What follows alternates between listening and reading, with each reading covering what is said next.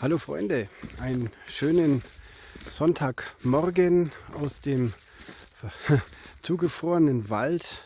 Nebel ist auch drumherum. Wir sind unterwegs. Ich darf euch wieder mal schöne Grüße aus dem Wald senden. Ich habe jetzt ein paar Tage frei und hoffe innerlich, dass ich wirklich mal rauskomme, um mal ein Video zu machen. Ich habe auch ein paar Weihnachtsgeschenke bekommen, die mich wieder hinausziehen.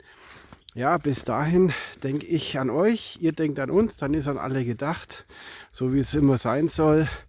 Schaut euch diese Kulisse an. Ist das nicht toll da hinter mir? Wunderbar. Wir sehen uns, ich hoffe bald. Liebe Grüße aus dem Wald, euer Grubi. Ciao.